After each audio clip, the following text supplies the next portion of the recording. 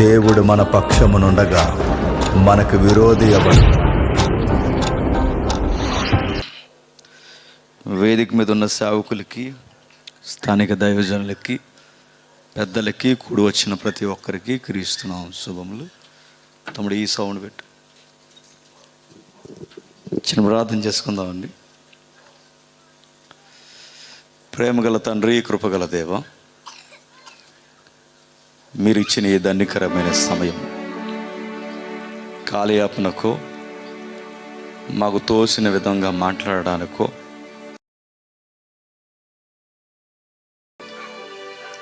అనేకులను వాక్యంలో నడిపించడానికి మమ్మల్ని నమ్మి ఇచ్చిన సమయం.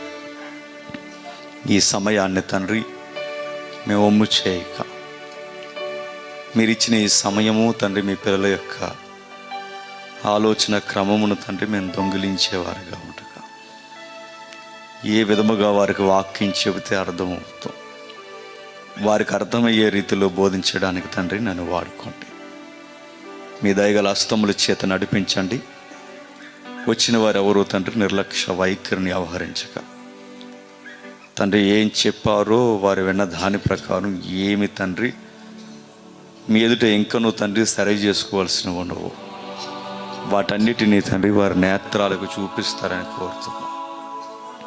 ఇంత ప్రయాసం, ఇంత ఖర్చుతో కూడిన తండ్రి కార్యం తండ్రి కేవలం తండ్రి ఏదో గొప్పగా చేశామన్న కార్యముగా మిగిలిపోక, కనీసం ఒక్కరినైనా తండ్రి రక్షణ అనుభవంలోనికి నడిపించడానికి తండ్రి మీరే ఈ కార్యమును అర్థవంతంగా ఉపయోగిస్తారని కోరుతున్నాం.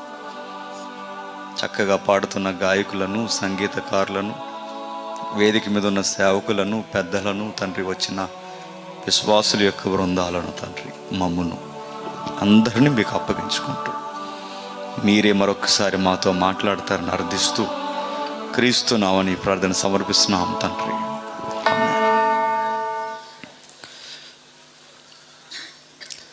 జాగ్రత్తగా కొన్ని సంగతులు విందాం. ఇది రెండవసారి. మొదటిసారి వచ్చినప్పుడు కుటుంబాలకి సంబంధించిన కొన్ని సంగతులు మనం విన్నాం. ఇక ఈసారి బైబిల్ లోతుల్లోనికి కాస్తంత అవసరమైన సంగతులు మరొకసారి విందాం. చూద్దాం ఒకసారి. మత్తయి సువార్త, అందరూ బైబిల్ చూడాలి. మత్తయి సువార్త 5వ అధ్యాయం 1వ వచనం. ఆయన జన సమూహమును చూసి కొండ ఎక్కి కూర్చుండగా ఆయన శిష్యులు ఆయన యొద్దకు వచ్చిరి. అప్పుడు ఆయన నోరు తెరిచి ఎలాగూ బోధింపసాగాను. బాగా విన్నాను. బోధకి బైబిల్లో ఎంత ప్రాముఖ్యత ఉందంటే, దైవం ఎలలోనికి శరీర రీతిగా వస్తే వచ్చిన ఆయన భూమి మీద ఏం చేశాడని మీరు అడిగితే బైబిల్ చెబుతుంది, బోధించాడు. ఆయన ఏం చేశాడు? బోధ ఎంత ప్రాముఖ్యమైనది కాకపోతే, ప్రభు అయిన యేసుక్రీస్తు వారు ఆయన బోధకి అంత ప్రాముఖ్యత ఎందుకు ఇచ్చుంటాడో కాస్తంత మనకు అర్థం కావాలి. కాకపోతే బోధకు ఇంపార్టెంట్ ఇవ్వం. మనం అన్నిటికీ సమయాన్ని ఇస్తాం. చెప్పండి, వాక్యానికి ఇవ్వం. సంఘంలో అప్పటి వరకు బాగానే ఉంటారు, సరిగ్గా వాక్యం ఇలా మొదలెడతారు, మెల్లగా జారుకుంటారు. అప్పటి వరకు క్రిస్మస్ కార్యాల్లో అడావిడిగానే తిరుగుతారు. పాస్టర్ గారు వాక్యం మొదలెడతారు, వాక్యం అయ్యేంత వరకు ఆ వెనకాల తిరుగుతారండి. మరి ఎందుకో ఆ డయాస్ వెనకాల వాక్యం వినరా? ప్రాముఖ్యమైనది గాలి కొదిలేసి అవసరం లేని సంగతుల్లో ప్రాముఖ్యత ఇస్తే దేవుడు మెచ్చుకుంటాడు అనుకుంటున్నారా? వాక్యానికి విలువనివ్వాలి. దైవం ఎలలోనికి వచ్చి చేసిన పని బోధించాడు. ఆయన బోధించిన విధానం మనకు తెలుసు అనుకుంటాం, మనకేం తెలియదు. మన జీవితాంతం కొన్ని సంగతులు చదివినా కొన్ని సంగతులు ఇంకా అర్థం కాలేదన్నట్టుగానే మన ఎదుట దోబూచులాడతాయి. అందులో ఒకటి మనం చదువుతున్న ఈ 5వ అధ్యాయం. అందులో చెప్తున్నాడు చూడండి, ఆత్మ విషయమై దీని ఆయన జనసమూహమును చూసి కొండ ఎక్కి కూర్చుండగా ఆయన శిష్యులు జనసమూహాన్ని చూశాడు. జనసమూహం అంటే పబ్లిక్ మీటింగ్. పబ్లిక్ మీటింగ్ అంటే పబ్లిక్ ఆ రోజుల్లో వేల మంది వచ్చేసారు. ఎన్ని వేల మంది వచ్చారని బైబిల్ పండితులు అంచనా అంటే సుమారు 5 నుంచి 10,000 మంది వచ్చి ఉంటారని అంచనా. 2000 సంవత్సరాల క్రితం 5,000 మంది అంటే చిన్న సంఖ్య కాదు. 30 సంవత్సరాల క్రితం లేదా 10 ఏళ్ళ క్రితం 100 రూపాయల నోటు మనకి ఎంత పెద్ద అంటే 1000 రూపాయల నోటుతో సమానం. మనకి 100 ఉందంటే 100 రోజులు నిద్ర ఇవ్వలేం కాదు మనం. అంతే కదండి. ఒక 15 ఏళ్ళ క్రితం 100 ఉందంటే 100 ఉంటే చాలు నెల బతకొచ్చు అన్నంత ధైర్యం. 100కి 10 ఏళ్ళ క్రితం అంత పెద్ద గిరాకీ ఉంటే మరి 2000 సంవత్సరాల క్రితం 5,000కి చాలా పెద్ద సంఖ్య. జనసాంద్రత తక్కువ ఉన్న ఆ కాలంలో వేల మంది ప్రభువు చెబుతున్నప్పుడు వచ్చారట. వచ్చినప్పుడు ఆయన మంచి వాతావరణం చూశాడు. ఆయన కొండెక్కాడు, కూర్చున్నాడు, పబ్లిక్తో మాట్లాడుతున్నాడు. పబ్లిక్ ఈ కొండ ఎప్పుడు స్నోప్ గ్రౌండ్. స్నోప్ అంటే ఇలా ఏటవాలుగా ఉంటుంది కొండ. ఎప్పుడు ఈ ఏటవాలుగా ఉన్నప్పుడు ఆయన పైన కూర్చున్నాడు, కిందికి మాట్లాడింది. ఎప్పుడు గుర్తుపెట్టుకోండి, బైబిల్ ఎంత రికార్డెడ్ లేదా హిస్టారికల్ బుక్కో మనకి ఎక్కడ అర్థం అవుతుంది. ఆయన కొండెక్కెందుకు కూర్చున్నాడంటే పబ్లిక్ ఆ ఏటవాలుగా ఉన్న ఆ గ్రౌండ్కి లేదా ఏటవాలుగా ఉన్న కొన మీద అలా కిందకి అలా కూర్చుంటారు. ఎప్పుడైనా వేదిక ఎత్తుగేసి కింద జనాలను కూర్చోబెడతారు. ఎందుకు చెప్పండి? ఎత్తుకుంటుందని కాదు, కనబడతారని కాదు. శబ్ద తరంగాలకు ఒక విధానం ఉంటుంది. నా నుండి వస్తున్న ధ్వని ఎప్పుడు ధ్వనికున్న లక్షణం ఏంటంటే దాని గ్రావిటీ ఫోర్స్ అంటే భూమి ఆకర్షణకి ధ్వని తరంగాలు వేగంగా కిందకు లాక్కుంటాయి. ఎప్పుడైతే కిందకు లాక్కున్నాయో ఆ ధ్వని యాగముగా కింద ఉన్న వారికి త్వరగా తాకుద్ది. అందుకు ఆయన కొండెక్కేందుకు ఎక్కి కూర్చున్నాడంటే ఆ రోజుల్లో ఎలా ఉన్నట్టు మైకులు లేవు కదండి. ఆ రోజుల్లో ఎలా ఉన్నంత సౌండ్ సిస్టమ్ లేదు. ఆ రోజుల్లో అసలు లైటింగ్ లేదు, ఏమీ లేదు. ఆ రోజు ఆయన పబ్లిక్ని మనసులో పెట్టుకుని ఏటవాలుగా ఆ పని సైలెంట్గా ఉంచండి, ఏటవాలుగా ఉన్న ఆ పబ్లిక్తో మాట్లాడడానికి ఆయన ఎంచుకున్న స్థలం అది. ఎందుకు ఆ స్థలం అంటే వేల మందికి అప్పుడు ఎంతమంది గట్టుకుంటే 1000 మంది లోపు ఉంటారండి. మైకులు లేకుండా ఇక్కడ మాట్లాడితే వినబడుతుంది అనుకుంటున్నారు. కానీ యేసుప్రభు వారికి 1000 మంది లేరు, 1000 మందికి ఉంటేనే ఇంత కష్టమైతే మరి 5,000 మందికి ఆయన చెప్పాలంటే అందుకు సరైన గ్రౌండ్ కావాలి, అదే కొండ. ఆయన కొండ మీద అలా కూర్చుంటే పైనుంచి ఎప్పుడు గుర్తుపెట్టుకోండి, పైన ఉన్నవాడు మాట్లాడితే కింద ఉన్నవాడికి త్వరగా వినబడుతుంది, కింద ఉన్నవాడు మాట్లాడితే పైన ఉన్నవాడికి అసలు వినబడదు. ఇది సిస్టమ్, ఇదంతే, సైన్స్ అంటారు. ఆయన పైనుంచి మాట్లాడుతున్నప్పుడు ఆయన కూర్చున్నాడు, బండ మీద కూర్చుని మాట్లాడుతున్నాడు. ఈ వచనాలు తీసుకున్నారండి కొంతమంది. అదిగో ఆయన కూర్చున్నాడు కనుక చెప్పండి మేము కూర్చుంటామన్నారు. ఏం తీసుకోవాలో అది తీసుకోరు, దెబ్బలు తినేవన్నీ తీసుకుంటారండి. ఆయన కొండెక్కి కూర్చున్నాడు కనుక వీళ్ళు ఏం చేస్తారట, ఏలో కూర్చుని మాట్లాడతారు. పోనీ వయసు అయిపోయిన అన్నీ అంటే కూర్చుని మాట్లాడేట ఒక అర్థం ఉంది. ఏ యాక్సిడెంట్ అయ్యి కాలు బాగాలేదు కూర్చుని మాట్లాడంటే ఒక అర్థం ఉంది. మనకేం రోగం వచ్చింది? కూర్చుని మాట్లాడడం ఏంటి, పొగరా? సీఎం గారు నీ దగ్గరకు వచ్చినప్పుడు సీఎం ఎదురుగా కూర్చుని మాట్లాడు, సీట్ ఉండదు. సీఎం వస్తేనే ఎదురుగా మాట్లాడితే పద్ధతి అనిపించుకోదే, గౌరవం అనిపించుకోదే. దేవుని సంఘంలో కూర్చుని మాట్లాడితే పద్ధతి అది? నిలబడి మాట్లాడాలి.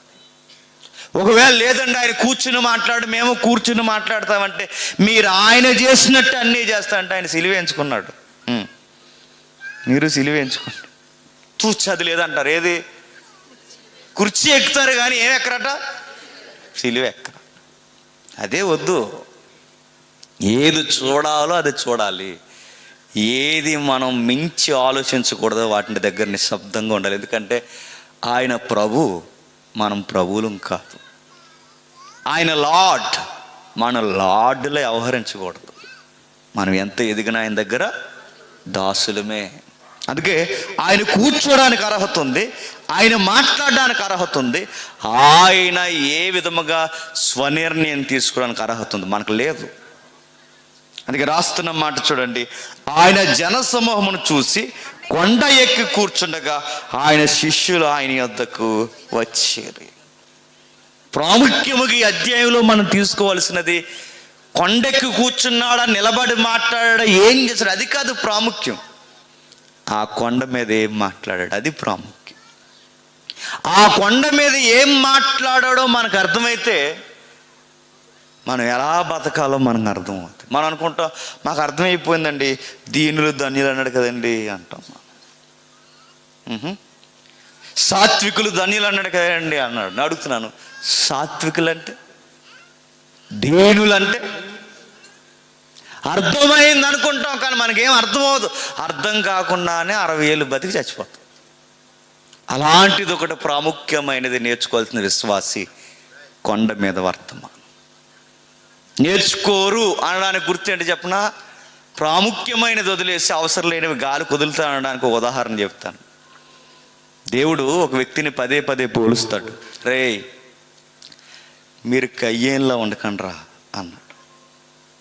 ఇంకొకడు వచ్చి అన్నాడట, కయ్యేన్లా ఉండంగాని ప్రభువా, కయ్యేనికి భార్య ఎక్కడి నుంచి వచ్చిందని అడిగాడు. చూసారు, ఏది నేర్చుకోవాలి అది అడగం. మరి ఏది కావాలంటే ఇప్పుడు అర్జెంటుగా కయ్యేనికి భార్య ఎక్కడి నుంచి వచ్చింది, నీకు ఎందుకు? మీ ఆవిడ ఎక్కడి నుంచి వచ్చిందో ఆయనకి ఆవిడ కూడా అక్కడి నుండి వచ్చింది. అందరూ ఒకరి నుండి వచ్చారు. అది అనవసరం. మనకు నేర్చుకోమన్నది ఏంటి చెప్పండి? కయ్యేనిలా ఉండకండి అంటే కయ్యేనికి భార్య ఎక్కడి నుంచి వచ్చింది అన్నాడు. ఏది అవసరమో అది వదిలేస్తాం, అవసరం లేని పట్టుకుని నేర్చాం. అలా అవసరమైంది వదిలేసింది, నిర్లక్ష్యం చేయబడింది, పద్యములా బట్టి వదిలేసినది 4 పట్టికలు లేదా మొదటి పట్టిక ప్రసంగం, కొండ మీద ప్రసంగం. అదే వదిలేశారనడానికి మొదటి గుర్తు చూడండి. ఆత్మ విషయమై దీనులైన వారు ధన్యులు, పరలోక రాజ్యం. మిమ్మల్ని ప్రశ్న అడుగుతాను, నాకు చెప్పండి. పరలోక రాజ్యం అన్నాడు. పరలోక రాజ్యం అంటే చెప్పాలి. పరలోక రాజ్యం అంటే ఏంటమ్మా? పరలోక రాజ్యం అంటే దేవుడి రాజ్యం అంటున్నారు, బాగానే ఉంది. మరి దేవుడు రాజ్యం అని మత్తయికి రాయడం తెలియక రాయలేదంటారా? పరలోక రాజ్యం అనగానే దేవుని రాజ్యం అన్నాం. దేవుని రాజ్యం అని మత్తయి ఎందుకు రాయలేదు? మత్తయే కాదు, మొదటి శతాబ్దపు భక్తులు ఎవరైతే ఉన్నారో, మొదటి శతాబ్దపు యూదులు ఎవరైతే ఉన్నారో, లేదా ఈ రోజుకి ఇజ్రాయెల్ కల్చర్లో దేవుడు అనే పదాన్ని మనం ఎంత లోకు కట్టం తెలుసా? దేవుణ్ణి దేవుడు అని అంటాం. వాళ్ళందరూ భయం. వాళ్ళు దేవుడి పదమెత్తరు, దేవుని పేరెత్తరు, దేవుని నామస్మరణ చెయ్యాలి అంటే వ్యర్థముగా వాళ్ళకి భయం. మనకి లోకువ. అప్పుడప్పుడు మీరు గమనించండి, ఎంత లోకో తెలుసా? ఆ బైబిల్ అలా కాళ్ళు కాడు కూడా వేసుకుంటాం. చర్చిల్లో చూస్తుంటామండి, ఇప్పుడు అందరు లేచి ఆరాధన చేసుకుంటాను కానీ టకాలు మనకి కింద పడేస్తారు. ఏంటి అదే ఆరాధన? బైబిల్లో కాళ్ళు దగ్గర పెడతాం, లెగిసిపోయిన కుర్చీల మీద పెడతాం. ఎంత అంటే మనం ఎంత లోకమైపోయాడు తెలుసా? దేవుడు ఒకప్పుడు బాగా 2000 సంవత్సరాల క్రితం దేవుణ్ణి పేరెత్తాలంటే ఒక్కొక్కడికి వెన్నులో వణుకు, పూసలు కదిలిపోయాయి, భయము. ఆయన నామమును వ్యర్థముగా ఎవడైనా ఉచ్చరించాడో ఆ నాలుక పని చేయదు, ఆ గొంతు పని చేయదు, వాడు ఆయుస్సు అర్ధాంతరంగా ఆగిపోద్ది. ఆయన నామం అంత గంభీరమైనది. అందుకే ఊరకే యూదులు ఆయన పేరెత్తరు, దేవుడు అనే శబ్దాన్ని ఊరకే ఎత్తారు. అలా ఎత్తే ధైర్యం వారికి లేదు గనకే దేవుని రాజ్యం అనడానికి బదులు దేవుని రాజ్యం అని నేను అనలేను, కానీ దేవుడున్న లోకం ఒకటి ఉంది గనక ఆ లోకం పేరుతో ఆయన రాజ్యాన్ని పోల్చాలని మత్తయ్య గారు కావాలనే దేవుడు పదాన్ని పక్కన పెట్టి పరలోక రాజ్యం అన్నాడు. ఎందుకు పరలోక రాజ్యం అన్నాడు? కారణం ఒకే ఒక్కటే. ఆ పరలోక రాజ్యం అనడానికి కారణం దేవుని పేరెత్తడానికి వాళ్ళకి ధైర్యం సరిపోతుంది. మనకెందుకు దేవుని దగ్గర మనకెందుకు ధైర్యం ధీమపొద్దు వచ్చిందో తెలుసా? దేవుడి దగ్గరికి వెళ్ళి మాట్లాడడానికి ధైర్యం సరిపోని మనకి ప్రభు అయిన యేసుక్రీస్తు వారు అడ్డుండిపోయాడు గనక మనం అన్ని నోటుకొచ్చినట్టు మాట్లాడుతున్నాం. పరలోక రాజ్యం అన్న పదం ఉండాల్సిన పదం దేవుని రాజ్యం. దేవుని రాజ్యం అని ఎందుకు అనలేదంటే కారణం ఒకే ఒకటి, మత్తయ్యకి ధైర్యము సరిపోలేదు. అందుకు పరలోక రాజ్యం. పరలోక రాజ్యములో ఎవరు ధనియులట? ఆత్మ విషయమై దీనులైన వారు ధనియులు. ఇప్పుడు నేను అడుగుతున్నాను, ఆత్మ విషయమై దీనులైన వారంటే చూసారు, తెలిసినట్టే ఉన్నది, తెలియదు మనకి. ఆత్మ విషయమై దీనులైన వారంటే చాలామంది దీనులు అంటే అన్నారు, అదేనండి పేదగా ఉంటారు కదా వాళ్ళంట.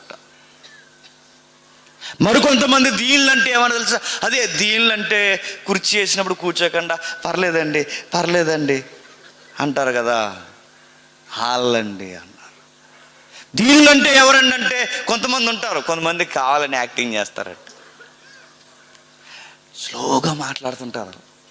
Praise the lord, praise the lord, praise the lord. ఎక్కడే ఆడికి వెళ్ళిపోయినారు, చాలా గట్టిగా మాడతారు. Praise the lord. ఏంటి అలా మాట్లాడుతున్నాడు ఆయన అంటే ఆయన దీనుడు. దీనుడు అలాగే మాట్లాడతాడు. కుర్చీ వేస్తే కుర్చీకి వారం కూర్చోడు, ఏది ఇచ్చినా వద్దా ఉండదు. దీనత్వం అంటే బాడీ లాంగ్వేజ్ కాదు, గుర్తుపెట్టుకోండి. దీనత్వం అంటే స్లోగా మాట్లాడడం కాదు. దీనత్వం అంటే మనం అనుకున్నట్టు లౌకికమైన మార్కులు ఎంచడం కాదు. దీనత్వం అంటే పేదలని కాదు. దీనత్వం అంటే సైలెంట్గా ఉన్నవారని కాదు. దీనత్వం అంటే నెమ్మదస్తులని కాదు. అలా అని నెమ్మదస్తులందరూ మంచోళ్ళు కాదు, మంచోళ్ళందరూ నెమ్మదస్తులు కాదు. గట్టిగా మాట్లాడే వాళ్ళందరూ ఓపెన్ మైండ్ అని కాదు, ఓపెన్ మైండ్గా ఉన్న వాళ్ళందరూ గట్టిగా మాట్లాడేవారని కూడా కాదు. ఎవరు దీనులంటే? దీనులని ఆ పదం మనకి ఎందుకు తెలియాలి? మనం రాజ్యంలో ఉండాలి. నేను పలానా సంఘంలో ఉన్నానండి, పలానా సంఘంలో ఉన్నానండి, పలానా మెయిన్ లైన్ చర్చిలో ఉన్నానంటే పలానా సంఘంలో ఉన్నందుకు దేవుడు మనల్ని తన రాజ్యానికి ఆహ్వానించడు, తను ఉన్న లోకానికి మనల్ని ఆహ్వానించడు. మరి నేను ఎలా ఉంటే ఆహ్వానిస్తాడు? ఆయన రాజ్యములో పౌరుషత్వం కలిగి ఉండాలి అంటే రేపొద్దున నీవు నేను కన్ను మూస్తే ఆయన ఎదుట నిలబడాలి అంటే మనకి ఫస్ట్ క్వాలిఫికేషన్, అర్హత ఒకటి ఉండాలి, దీనత్వం.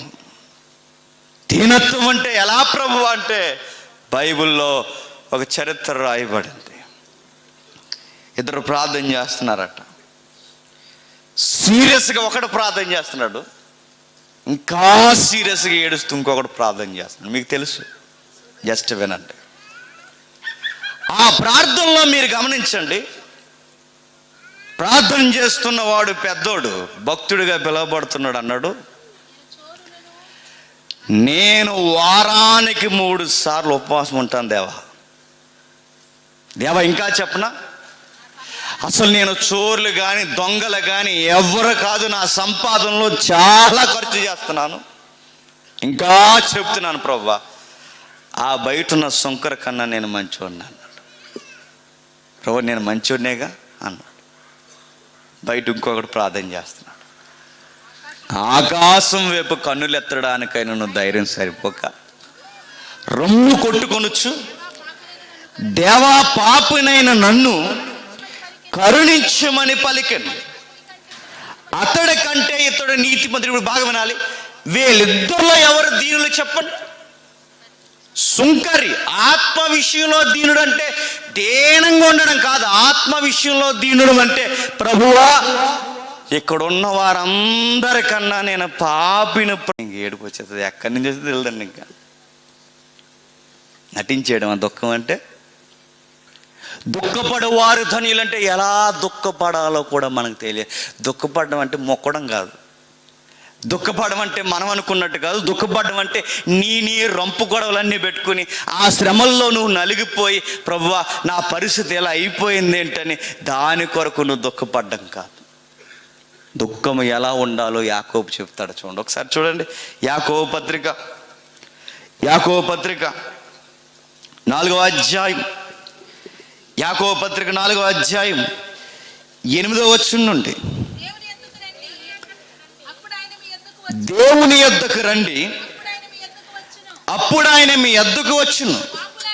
పాపులారా మీ చేతులను శుభ్రము చేసుకొనుడి, దిమనస్కులారా మీ హృదయాలను పరిశుద్ధపరచుకొనుడి, వ్యాకులపడుడి, దుఃఖపడుడి, ఏడువుడి, మీ నవ్వు దుఃఖమునకును. ఎందుకు ఏడాలట అక్కడ చెబుతున్నాడు చూడండి. ప్రభు దృష్టికి మిమ్మల్ని మీరు తగ్గించుకొని ఎలా ఏడవాలంటే ఇదిగో మీ హృదయాలను పరిశుద్ధపరుచుకోవడానికి వ్యాకులు పడండి, దుఃఖపడండి, ఏడవండి. మీ చింతను ఇంకా ఎక్కువ చేసుకుని ప్రభు దృష్టికి మిమ్మల్ని మీరు తగ్గించుకోండి. ఎలా దుఃఖపడాలమ్మా? ఎలా దుఃఖపడాలంటే ప్రభువా నాది దిమనస్సుకు అంటే నాకు ఒక్క ఆలోచన ఉండదు ప్రభు, గంటకు ఒకలాగా ఏడుస్తాను ప్రభు. నేను ఇప్పుడే నవ్వుతూ మాట్లాడతాం, పక్కకు పోయి పొల్లెడతాం. అదే ఉండకూడదు. దేవుని రాజ్యంలో ఉండాలంటే ఒకటి ఆత్మ విషయంలో దీనత్వం ఉండాలి, 2 దైవ చిత్తానుసారమైన దుఃఖం ఉండాలి. దైవ చిత్తానుసారమైన దుఃఖము మారు మనస్సు కలగజేస్తుంది, రక్షణానందం కలగజేస్తుంది. మారు మనసు అంటే నీకు ఏక మనసును కలగజేస్తుంది. 2 మనసులు 2 నాలుకలు తీసేస్తుంది. దేవుని దగ్గర దుఃఖపడాలి. ఎలా దుఃఖపడాలి? ప్రభా నాకు 2 మనస్సులు గంటకు ఒకలాగా, వారానికి ఒకలాగా, రోజుకు ఒకలా ఉంటాను ప్రభా. ఇప్పుడే ప్రైజ్ లాట్ అంటాను, పక్కకు పోయి బూతులు మాట్లాడతాను. ఇప్పుడే దేవుడికి స్తుతి కలుగుని కాకంటాను, బయటకు పోయి సోది మాటలన్నీ మాట్లాడుకుంటూ తిరుగుతాను ప్రభు. 2 మనసులు ప్రభువా. ఈ ప్రాంగణంలో ఒకలా ఉంటాను ప్రభువా, బయటికి పోయి ఒకలా ఉంటాను ప్రభువా అని ఎవడైతే దేవుని దగ్గరికి పోయి ప్రభువా ఈ ద్వంద్వ వైఖరిని నాలో నుండి తీసే, నాకు ఏకత్వాన్ని దయచే అని ఎవడైతే హృదయాన్ని చింపుకుని ఏడుస్తాడో వారు దుఃఖపడిన వారు సరిగ్గా దైవ చిత్తానుసారమైన దుఃఖం ఉండాలి. అప్పుల కోసమో, బాధల కోసమో, రోగాల కోసమో, నేను ఎదుటోళ్ళు ఎవరో ఏదో అన్నారని ఈ దుఃఖాలు దేవుడు తన ఆధీనంలోకి తీసుకోడు. దేవుడు ఏ దుఃఖాన్ని ఆహ్వానిస్తాడు తెలుసా? ప్రభువా నా హృదయాన్ని పరిశుద్ధంగా మార్చు, నా హృదయాన్ని పవిత్రముగా మలుచు. దానికోసం నేను ఏడుస్తున్నాను, దానికోసం నీ దగ్గర దుఃఖాన్ని సలుపుతున్నాను. నా 2 మనసుల ద్వారాన్ని తీసి నాకు ఏక మనసును దయచే ప్రభువా. ముఖస్థుతి ఉంటే ఒకలా, మనసులు లేకపోతే ఒకలా ఉండే ఆ దరిద్రతను తీసి నన్ను ఏకత్వంలో నిలబెట్టు ప్రభువా అని ఎవడైతే ఏడుస్తాడో అట్టు దుఃఖపడు వారిది దేవుని రాజ్యములో ధన్యులు అవుతారు.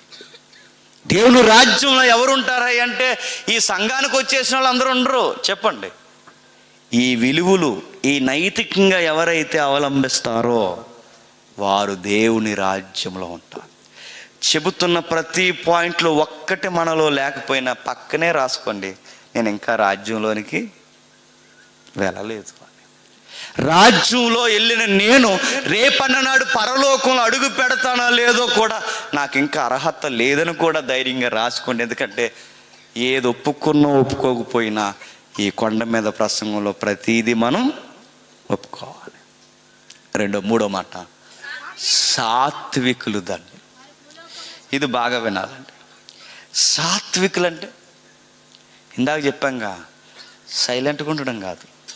సాత్వికులు అంటే ఇద్దరు ప్రార్థన చేస్తున్నారంటే, ఇద్దరు ప్రార్థన ఏమనంటే ఒకడు ధూళిని ప్రభువా, పెంటను ప్రభువా, నేను మట్టిలా అంటోడిని, పురుగులా అంటాను ప్రభు అంటే పక్కనోడు అన్నాడట అవును ప్రభువా అవును అన్నాడు. ఆడు మళ్ళీ ఎలా చూశాడు, ఇడేటి అవును అంటున్నాడని. సర్లే అని మళ్ళీ ప్రార్థన చేయాడు, ప్రభువా పెంటగాడిని ప్రభువా, ధూళిని ప్రభువా, మట్టిని ప్రభువా అంటే మళ్ళీ అన్నాడు అవును ప్రభువా, అవును ప్రభు. రే ఎటు అవును అంటున్నావు అన్నాడు. ఎంత సాత్వికమో. ప్రార్థన కాడి ఏకీభవించి ధూళిని ప్రభువా, మట్టిని ప్రభు అంటే ఆడ ఆ ప్రార్థన కలిసి ఏకీభవించి అవును ప్రభు అంటే అంటే ప్రార్థన ఇంకోసారి అవునన్నామంటే చంపేతనేమనుకున్నాను. ఇదా సాత్వికం అంటే? మాటలు బట్టి పట్టడం కాదు, మాటలు ప్రార్థనలో వల్లించడం కాదు, మాటలను బైబిల్ ఉన్న పదాలు తీసుకొచ్చి వల్లించడం కాదు. నిజంగా నీకు సాత్వికం ఉందా? వాడు అవునన్నప్పుడు ఎందుకు తిరగబడుతున్నావు? వాడు అవునన్నప్పుడు ఎందుకు తిరగబడి మాట్లాడుతున్నావు? అవునన్నప్పుడు ఒప్పుకో. సాత్వికం అనగానే సైలెంట్గా ఒక గంట యాక్టింగ్ చేయడం కాదు. సాత్వికం అంటే ఎలా ఉండాలి తెలుసా? ఎదుటి వాడు నిన్ను ఎంత గుండెల్ని పొడి చేసే మాట అన్నా ఏమి అనకుండా ఉండడు. ఇంకా బాగా అర్థం కావాలంటే బైబిల్లో సాత్వికానికి ఒక క్యారెక్టర్ ఉంది. సాత్వికం అంటే పండితులందరూ ఆయన వేలటి చూపిస్తారు. ఆయన ఎవరో మనకు తెలుసు. ద గ్రేట్ లీడర్ మోసెస్ చాలా సాత్వికంగా ఉంటాడు. ఎంత సాత్వికుడు అంటే ఒకరోజు ఎర్ర సముద్రం దాటేశారు, మన్నాను తినేశారు, బండ నుండి నీళ్లు తాగేశారు, అనుభవించేశారు. నేడో రేపో కానాను భూభాగంలో అడుగు పెడుతున్నప్పుడు అక్క అన్నయ్య కలిసి తిరగబడ్డారు. ఎవరి మీదకి? మోసే మీద. అన్నారు నువ్వు పెద్ద నాయకుడుగా అన్నారు. ఎవరు? సంతోళ్ళు. నువ్వు పెద్ద నాయకుడివి, నువ్వు లేకపోతే మాకు ఈ విధానం లేదన్నట్టు మా మీద అజమాయిషి చేయకు. అసలు నీ విధానం నచ్చలేదు, నీ నిర్ణయాలు మాకు నచ్చలేదు, అసలు నీతో మాకు పని లేదు, మేము ప్రత్యేకంగా వెళ్ళిపోతున్నాం అన్నప్పుడు మోసే ఏమని ఉండాలి చెప్పండి? మనమైతే ఏముందండి? దొంగ మొహాలారా, ఎర్ర సముద్రం దగ్గర గొడవెట్టాలందరూ మీరు అందరూ పొరో కాదు, ముందు మిమ్మల్ని ముంచేద్దని ఏమనుకున్నారు. రేపో మాపో పాలస్తీన్ వెళ్ళిపోయేటప్పుడు ఇప్పుడు తిరగబడతాం, ఇప్పుడైనా కంగారు పడకండి రా, ఇప్పుడే ప్రార్థన చేస్తాను మీకోసం అంటాము అనమండి. ఒక ఆవిడ ప్రార్థన చేస్తుంది సీరియస్గా, ప్రభువా వాళ్ళ ఇంటి మీద పిడిగడిపోవాలి ప్రభు, పిడిగా. వాళ్ళ ఇంటి మీద పడదు మొహమా, మీ ఇంటి మీద పడిపోద్ది. ఎదుటివారు పాడైపోవాలంటే ఎదుటోళ్ళు పాడవరు, మనం పాడైపోతాం. ఎప్పుడు సూత్రం అదే.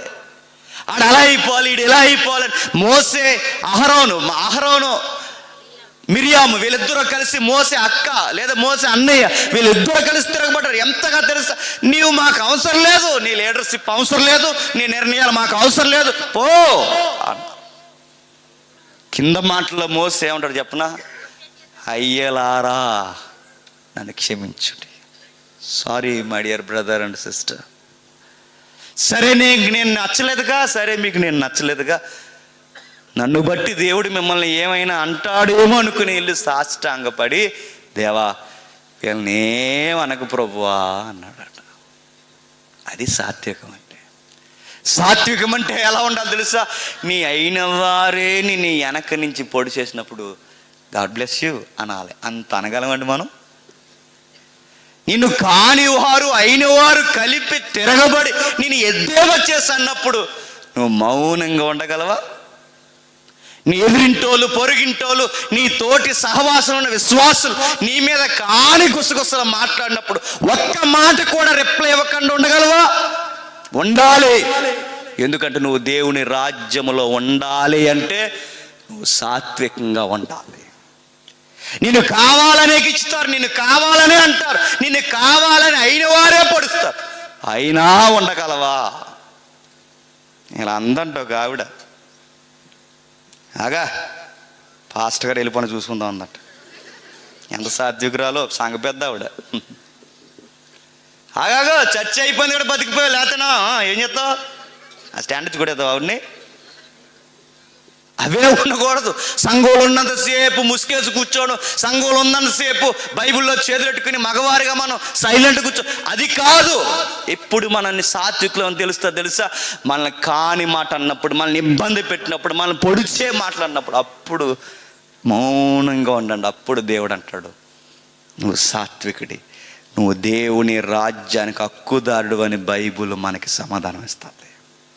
నువ్వు సాత్వికుడు, ఎవరు ఏమన్నా పట్టించుకో. మరి వాళ్ళు అలా అంటున్నారంటే, వాళ్ళు అలా అంటారు, నువ్వు అనకో. వాళ్ళని అనేవాడు పైన ఉన్నాడు. నువ్వేమనుకో. అన్నారు అన్నారు అన్నారు అన్న తర్వాత అహరోనికి, అన్న తర్వాత మోసే అక్కకి వచ్చిన బంపర్ ఆఫ్ రేట్ చెప్పండి, కుష్టి వచ్చేసింది. అది అంటారు అన్నీ.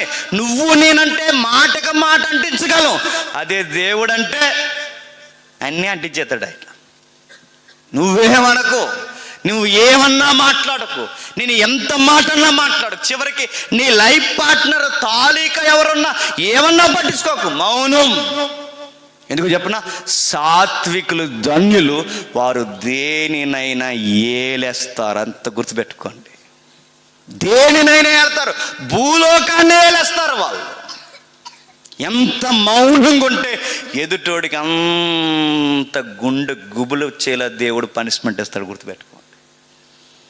సామెతల్లో ఏమంటారు చెప్పనా, మౌనం చెప్పండి,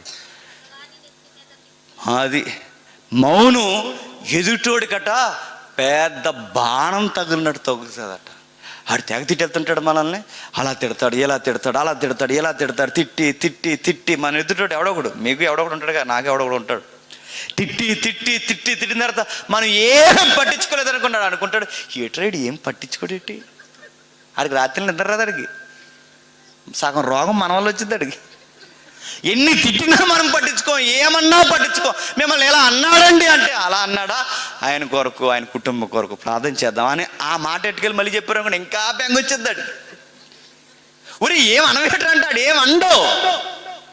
మరి ఎవరంటారు, ఆయన వెనక్కున్న ఒక ఆయన ఉన్నాడు, ఆయన అంటాడు, కంగారు పడకు, నీ మక్కిలు ఇరిసేస్తాడు ఏమనుకుంటున్నావు. సాత్వికంగా ఉండాలి. సాత్వికంగా ఉంటే భూలోకమంతా ఒక్కటైనా ఆ భూలోకాన్ని నువ్వు జయించేసేంత బలం ఉంటుందట. ఎందులో? సాత్వికంలో. మిక్కిలి సాత్వికుడు మోసే వాళ్ళకి ఏ విధముగా సమాధానం చెప్పాలో వాళ్ళకి అదిరిపోయే సమాధానం, తన మౌనమే వాళ్ళకి సమాధానం.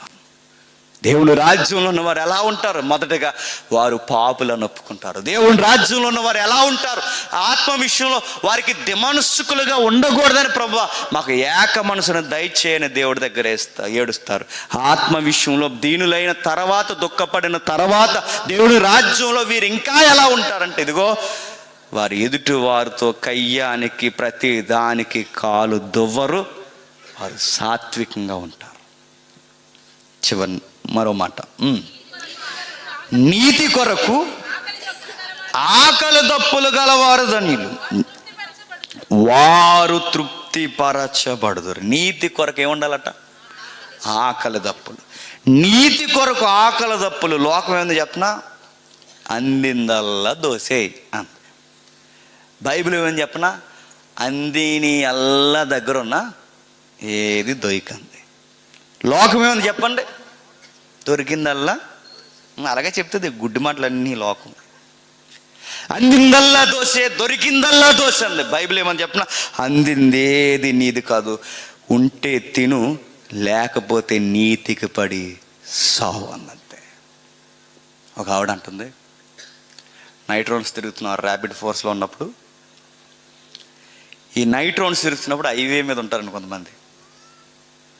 ఈ తప్పుడు వృత్తి అనకూడదు దాన్ని, కళ్ళు మూసుకుపోయే పనులు. చెకింగ్ చేస్తున్నప్పుడు మేము దిగిన తర్వాత ఆవిడని అడిగాను, ఎందుకమ్మా వయసులో ఉన్నావు, చక్కగా ఇలాంటి పనులు ఎందుకు, ఏదో కష్టపడి పని చేయొచ్చుగా, ఇలా ఒళ్ళు అమ్ముకుని బతకడం సబవు కాదు కదంటే ఆవిడ అంది, మా భర్త లేడండి, బిడ్డ ఉన్నాడండి, ఎలా బతకమంటారండి, ఏదో ఎలా బతకాలి కదండి అని అంది. నేను అంటున్నాను, ఒకవేళ ఆవిడ నిలబడి ఈ మాట అడిగితే, అడుక్కు తిను, అవసరమైతే అడుక్కు తిను, అవసరమైతే పాచి పంచే, ఒళ్ళమ్ముకుని బతికితే చేసేది నీతి అయిపోతుందా? భర్త చనిపోయాడు కనుక ఇప్పుడు ఆ సెంటిమెంట్ని పూసేస్తే ఇప్పుడు అది నీతి అయిపోద్దా? చాలామంది చేసేవన్నీ తప్పుడు పనులు, దానికి మళ్ళీ సెంటిమెంట్ పోయడం, ఆ సెంటిమెంట్ పోస్తే దానికి పెదరాయుడు తీర్పులు. ఎందుకు దొంగతనం చేయరు అన్నాడు పెదరాయుడు. ఆకలి వేసింది రాజా అన్నాడట. తప్పు లేదురా అన్నాడు. నీ పెదరాయుడు నిన్ను ఏమంటలేదు నాకు తెలియదు, కానీ పెద్ద ఆయన సీరెత్తాడేమనుకుంటున్నావు? బైబిల్ నీకు నాకు ఇస్తున్న కమాండ్ ఏంటో తెలుసా? ఆకలేస్తే దొరికితే తిను, దొరకకపోతే నోరు మూసుకో, దొంగిలించుకో. ఆకలేస్తే రెక్కల కష్టం ఉంటే తిను. ఆకలి కొరకు నీతి తప్పమనలేదు బైబిల్. అవసరమైతే నీతి కొరకు ఆకలితో చచ్చిపోమంది తప్ప, ఆకలి కొరకు నీతి పోగొట్టుకున్నావో హక్కులు లేవు నీకు అన్నాడు. గుర్తుపెట్టుకో, హక్కులు లేవు మనకి. ఆకలితో ఎందుకున్నావు? ఏదో ఒకటి చేయొచ్చు కదండి, ఏదో ఒక దొంగతనమో ఏదో పాడు పని చేయడు. నేను దేవుని కుమార్తెను, నేను అడ్డంగా సంపాదించి నేను ఆకలిని తీర్చుకోలేను అన్నాడు. మన రాష్ట్రపతి ఎవరు? అబ్దుల్ కలాం గారు రాష్ట్రపతి కదా. పెళ్ళింటికి చేసుకోలేదు సార్ అని అడిగారు ఆయన. లంచగొండిని అయిపోతానని చేసుకొని అన్నాడు ఆయన. అదేంటి సార్ అని అడిగారు. అడిగితే ఆయన చెప్పిన మాట ఏంటో తెలుసు? ఇదిగో, నేను వివాహం చేసుకున్న తర్వాత అవసరాలు పెరిగిన తర్వాత జీతభత్యాలు సరిపోకపోతే ఇదిగో నా దేశాన్ని దొంగిలించిన నవ్వుతాను కనుక నాకు వివాహమే వద్దన్నాడు. ఒక దేశాన్ని అధిపతి దేశం కోసం వివాహమే చేసుకోకపోతే దేవుని రాజ్యంలో ఉండే మనం గుర్తుపెట్టుకోండి, ఆకలి కొరకు నీతి తప్పితే దేవుడు ఊరుకుంటాడా? ఆకలి కొరకు నీతి తప్పితే, రాయితీల కొరకు నీతి తప్పితే దేవుడు ఊరుకుంటాడా? ఎలా ఉండాలి? నిక్కర్సుగా ఉండు. దేవుడు ఉన్న దానిలో తృప్తినిస్తాడు ఆయన. యోసేపుని చూడండి. యోసేపు గారు ఆయన అరెస్ట్ అయిన తర్వాత ఆయన రుసుము, బైబిల్ విధానంలో అధిపతికి రుసుము చెల్లించాలి.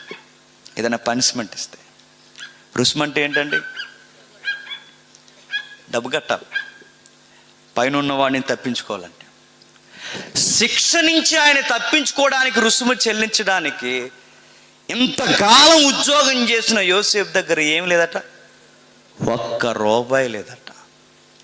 ఆ యజమానుడు ఏముందో ఏం పోతుందో ఎప్పుడూ యోసేపుని అడిగిన వాడు కాదు. కానీ ఎప్పుడైనా యోసేపు 4 రాళ్ళు కాదు కదా, ఒక్క రాయన్నా వెనకాల వేశాడా? ఎందుకే లేదు? నీతికి పడి నిలబడతాడు కనుక, నీతికి పడి ఉంటాడు కనుక. ఉంటే తింటాడు, లేకపోతే ఆకలితో మార్చుకుని మనం అలా ఉంటాడు.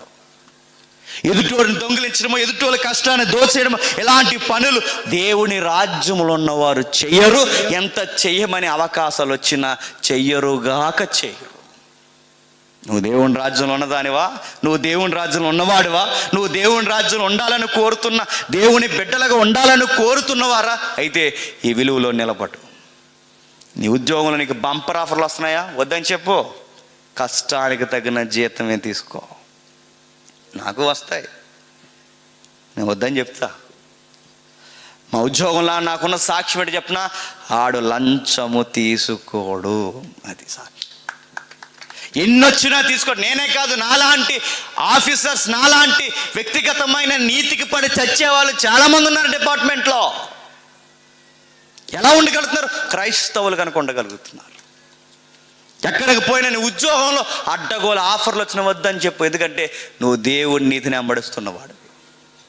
నువ్వు చేస్తున్న కూలి పనుల దొంగ పని చేసి ఆ పైన యజమాని దొంగిలించడానికి సాయంత్రం వరకు టైం పాస్ చేసి కూలిచ్చే అనుకో, ఆ కూలి నీ ఆరోగ్యానికి మంచిది కాదు. నువ్వెక్కడున్నా ఎదుటివాడికి రూపాయి కష్టపడి 100 రూపాయలు దొంగిలించాలనుకోకు. అది మంచి పద్ధతి కాదు. ఎందుకో చెప్పనా? బైబిల్ చెప్తుంది, దేవుని రాజ్యంలో ఉండాలనుకున్న ప్రతి ఒక్కరూ మనం నేర్చుకోవాల్సినది నీతి కొరకు ఎలా ఉండాలట? ఆకలి దప్పులు. నీతి కొరకు అవసరమైతే ఆకలి దప్పులు ఉండాలి తప్ప ఆకలి కొరకు చెప్పండి నీతి తప్పకూడదు. నెక్స్ట్ కనికరము గలవారు ధన్యులు, వారు కనికరము పొందుదురు. కనికరము గలవారు ధన్యులు. కనికరం అంటే మన పొజిషన్ ఏంటో ముందు మనకు అర్థం కావాలి. కనికరం అంటే దేవుని దృష్టికి మనం ఎలా ఉన్నామంట? అందరూ నడినెత్తి మొదలుకొని అరికాల వరకు వ్యాధి గల రోగాలతో నిండిపోయానమాట. యెషయా గ్రంథంలో ఉంటుంది, నా తల్లి నన్ను కని అలా పడేస్తే నాకు బొడ్డు కూడా కత్తిరించలేదు, పైనున్న ఆ మాయ కూడా కడగబడలేదు. నీ ఎదుట అపవిత్రంగా దొర్లుతుంటే నీ కౌగుల్లోకి రక్తపు మడుగులో నుండి నన్ను ఎత్తుకున్నా ప్రభువా అన్నాడు. ఇప్పుడు దేవుడు నిన్ను నన్ను ఎత్తుకున్నాడు. నడినెత్తి మొదలుకొని అరికాలు వరకు కురుపులు వ్యాధులతో నిండిపోయిన మనల్ని దేవుడు స్వస్థపరిచి నిలబెడితే, ఎవడైనా పొరపాటున మన దగ్గరకు వస్తే మనం వాడిని ఏమన్నాం? రే దగ్గర రాక కురుపులు ఉన్నారు నీకు అన్నాం. మీకు అర్థమైందో లేదో? కురుపులు పట్టిన మనల్ని దేవుడు ఎత్తుకున్నాడు. మనలాగే కురుపులు ఉన్న వాడి దగ్గరికి వస్తే మనం ఏమన్నామంట? ఏయ్ ముట్టుకోక నన్ను అన్నాం. అదే వద్దు. మన ఎదుటి వాళ్ళకి కనికరం ఎందుకు చూపించడం? ముందు దేవుడు మనల్ని కనికరించాడు గనక చెప్పండి, మన ఎదుటి వాళ్ళని కనికరించాలి. దేవుడి మనకి కనికారం చూపించాడు కనుక మన ఎదుటి వాళ్ళని కనికరించాలి. కానీ మనం కనికారం చూపిస్తావా? దేవుడు మాత్రం మనం క్షమించాలి, మనం ఎవరిని క్షమించాలి. దేవుడు మాత్రం మనం ఏం చేసినా క్షమించేయాలి, కానీ మనం ఎవరిని క్షమించాలి. అక్కడ వరకు ఎందుకండి, మీ లైఫ్ పార్ట్నర్తో నీ గొడవ అయినప్పుడు ఆవిడని క్షమిస్తున్నావా? ఆవిడ్ని చాలామంది సిగ్గులేని యజమానులు ఉంటారండి. వాళ్ళు ఏం చేస్తారు చెప్పినా, ఆవిడతో మాట్లాడు, ఆవిడ వైపు చూడ్డు, ఆవిడ అస్సలు పట్టించుకోడు, కానీ ఆ ఇంట్లోనే ఉంటాడు. చాలా విచిత్రంగా ఉంటుందండి గొడవ. ఆవిడ వైపు చూడ్డు, ఆవిడతో మాట్లాడు, ఆవిడ ఉండింది మాత్రం సాయంత్రం తినేదాడు కంచం, మళ్ళీ ఆవిడతో మాట్లాడు. ఇది వైలెన్స్. ఆవిడ వైపు చూడ్డు, ఆవిడతో మాట్లాడు, ఆవిడ ఎదురుగా తిరుగుతాడు, ఆవిడని క్షమించాడు. ఎందుకంటే ఎందుకు క్షమించాలి దాన్ని అంటాడు. దేవుడిని నిన్ను క్షమించాడు, అది గుర్తెట్టుకో. దేవుడు నిన్ను నన్ను క్షమించాడు కనుకే సజీవ లెక్కలో ఉన్నాం. ఆ క్షమాపణ లేకపోతే ఎప్పుడో పెట్టలేడెదురు మనల్ని, ఎప్పుడో చక్కబెట్టేద్దరు. ఇంకా దేవుడు మనల్ని ఓర్చుకుంటున్నాడు కనుక క్షమించాం. ఆయన మనల్ని క్షమించాడు కనుకే బతికి బట్ట కట్టుకుంటున్నాం. ఆయన క్షమించాడు కనుక ఈరోజు బతికి సజీవుల లెక్కల్లో ఉన్నాం. ఆయన మనం క్షమించినప్పుడు నీ లైఫ్ పార్ట్నర్ నువ్వు ఎందుకు క్షమించలేకపోతున్నావు? నీ ఎదుటోళ్ళు నువ్వు ఎందుకు క్షమించలేకపోతున్నావు? ఆయనే నేను క్షమించాడు. ఎదుటోళ్ళని క్షమించకపోవడానికి మన దగ్గర ఏ అర్హత ఉందో చెప్పండి. క్షమించ క్రైస్తవ లక్షణాలు ఎలా ఉండాలి చెప్పిన? మనల్ని అలాగనేసి ఎలాగనేసి అలా తిట్టేసి పనికి మనోడు ఆడు ఇది అది అనేసి ఎదురుకొచ్చి ఎరా అన్నయ్య బాగున్నావా అన్నాడు అనుకోండి, ప్రైజ్లో డన్ అనాలి. మరి ఎంతదో అంతే. బైబిల్ నీకు నాకు చెప్తుందాడు చెప్పిన, మంచి చేసి ముఖం మీద ఉమ్మేయించుకోవడానికే పిలువబడ్డామంట. అంతే క్రైస్తవ్యం అంటే. అదేంటి ప్రభువా, మరి నా శ్రమ, నా బాధ, నాకు సమాధానం, నాకు ఓదార్పు అంటే దేవుడు అంటాడు, ఇలాలో ఇహమందు నీకు ఎక్కడ సుఖము దొరకదు. ఈ ముక్కుతూ మూగుతూ 60 ఏళ్ళు అలా ముక్కుతూ మూలుగుతూ ఉండిపో, గడిపే. నీకు నిజముగా నీకు శ్రమలే, నీకు నిజముగా బాధలే, నీకు నిజముగా అందరికన్నా ఎక్కువ బాధలే మోస్తున్నానన్న ఆ బరువు నీకు ఎక్కువ అనిపిస్తే ఆ రోజే నువ్వు సిలువ వైపు చూడు. ఆయన పడిన బాధల ముందు మన బాధలే కాదు. ఆయనకి జరిగినంత అవమానం ఈ ప్రపంచంలో ఎవరికి జరగదు. ఆయనకి కలిగినన్ని బాధలు ఎవరికి కలగు. ఆయన క్షమించినంతగా ఎవరిని క్షమించలేదు. పొడుచులోని కూడా క్షమించాడు, ఆయన మూసులోని కూడా క్షమించాడు, హేళన చేసిన పక్కనున్న ఖైదీలు క్షమించాడు, చివరికి మేకులేసి ఎటకారం చేస్తున్న వారిని కూడా ఆయన ఆకాశం వైపు చూసి, తండ్రి వీరేమి చేస్తున్నారు, వీరెరువురు గనక క్షమించమాడు. అంత క్షమాపణ పెడుతున్నా మనం. అంత వద్దు మనకి. ఆ ఎదురుగున్న దాన్ని క్షమించు, ఆ ఎదురుగున్న వాడిని క్షమించు, నేను కాని మాట అన్నవాడిని క్షమించు. నిజంగా ఒక మాట చెప్పనా, మనం క్షమిస్తే, మన క్షమాపణ కోరిన తర్వాత మనం క్షమిస్తే ఆ లోపల ఉండే ధైర్యం ఉంటుంది చూసారా, అది ఎన్ని కోటెట్టుకున్న రాదు. లైవ్ వెళ్తుందా? పేర్లు అడగండి, అయితే నేను చెప్తున్నా. ఒక ఎగ్జాంపుల్ వినండి. మొన్న ఒక అన్న నన్ను కాని మాటలన్నీ అన్నాడు, చాలా మాటలు అన్నాడు. ఆయన అన్ని మాటలన్నీ నాకు రికార్డ్ చేసి ఇంకోటి పంపించాను. ఇంకో మిమ్మల్ని ఎలాగ అంటున్నాడు. నేను ఆయనకి పంపించాను. ఎవరికి? అన్న ఆయనకి. మరి ఏంట్రా ఇది అని ఏం అనలేకపోయాడు. ఒకటే అన్నాడు, రే నన్ను క్షమించరా అన్నాడు. అలా కాకుండా నేను చెప్తాను, కంగారు పడకరా అన్నాను అనుకోండి. క్రైస్తవ లక్షణం అంటారా? వాడు నన్ను క్షమాపణ అడిగినప్పుడు నా లోపల నిజంగా నేను చెప్తున్నాను, వాడు అనిన మాటల కన్నా వాడిని క్షమించరా అన్నాడు చూసారా, ఆ ఆనందం ముందు ఆడు అనిన మాటలు చాలా తక్కువ, ఇంకో 4 ఎక్కువ అంటే బాగుంది అనిపించింది నాకు. వాడు అలా అడిగాడు. ఇప్పుడు ఆ మనిషిని, ఆ గౌరవాన్ని ఎలా పొందుకోగలిగాని చెప్పండి. వాడు ఏమన్నా మనం ఏమనలేదు, తిరగేసి ఒకటే పెట్టిన మెసేజ్ అని నేను కూడా నేను అనగలను రాక నేను అన్నను. ఎందుకంటే ఎవడో దారిని పోయే గాలోడు ఏదంటే ఆడి దగ్గర మనం వాగుతున్నామంటే మన గౌరవం మనమే దిగజార్చుకుంటున్నాం అని నేను అననరా నిన్న అన్న. ఆ మాడగడ్డ దెబ్బ కుంగిపోయాడు. ఇంకంటే నిజమైన పశ్చాత్తాపడినవాడు కనుకే వాడు వెంటనే క్షమాపణ అడిగాడు. దేవుని వాక్యం మనకు తెలుసు కనుకే వాడిని ఏం అనలేకపోయాను, ఏం అనలేను కూడా. ఏమంటామండి, ఏం అనలేకపోయాను, ఒకటి అన్నాను, ఇంకెప్పుడు ఎవడికి లోకి ఒకరా అన్నావు. క్షమాపణ అడిగిన వారిని క్షమించు. దేవుని ఎదుట మనకు ఎంత ధైర్యం ఉంటుంది చెప్పను, ప్రభువా నువ్వు నన్ను క్షమించావు, నేను వీరిని క్షమిస్తున్నాను. నేను ఇతరులను క్షమించడానికి నువ్వు నన్ను క్షమించావు, ఇదిగో నేను అనేకులను క్షమిస్తున్నాను ప్రభువా, కనికరం చూపిస్తున్నాను, పోనీలే అని కనికరం చూపిస్తున్నాను. ఎందుకంటే నువ్వు కూడా నన్ను చూసేది ఉన్నట్టు వదిలేసావు, అందుకే ఇంకా బతుకున్నాను నేను. నువ్వు కూడా నన్ను చూసి చూడనట్టు వదిలేసావు, ఇదిగో నాకు అన్యాయం చేసిన వారిని కూడా నేను చూసి చూడనట్టు వదిలేస్తాను ప్రభువా. నువ్వు నన్ను కనికరించావు, నాకు అన్యాయం చేసిన వారిని నేను కనికరిస్తున్నాను. కనికరము చూపించేవారు ధన్యులు, వారు కనికరం పొందుతారు. మనం ఎంత కనికారం చూపిస్తామో దేవుడు మన మీద అంత జాలి పడతాడు. మనం ఎంత ఎదుటోని బిగిస్తామో దేవుడు మనల్ని అంత బిగిస్తాడు. గుర్తుపెట్టుకోండి. ఇవన్నీ ఎందుకు ఉండాలంటే, దేవుని రాజ్యంలో ఉండాలంటే చెప్పండి ఇవన్నీ ఉండాలి. లేదండి మేము చర్చి మానకుండా వస్తామంటే, మానకుండా వస్తే పరలోకం వెళ్ళరు. మేము చర్చికి మానకుండా 10వ వంతు ఇచ్చినంత మాత్రాన్ని వెళ్ళరు. మేము ఎందుకు పరలోకం వెళ్ళిపోతామంటే, ఇదిగో మేము ప్రెసిడెంట్ గారు తాళీకండానే వెళ్ళిపోరు. మీరు ఎలాగన్నా వెళ్ళిపోరు. ఎలా వెళతారు పరలోకం దేవుళ్ళలోకానికంటే, ఇదిగో ఈ లక్షణాలన్నీ తెచ్చుకొని ఆత్మీయ అవలక్షణాలు ఏవైతున్నాయో అవి దూరం చేసుకున్నప్పుడు చెప్పండి అప్పుడు పరలోకం వెళతాం. అందుకే కనికరింపబడిన మనం ఇతరులను కనికరిద్దాం. నెక్స్ట్,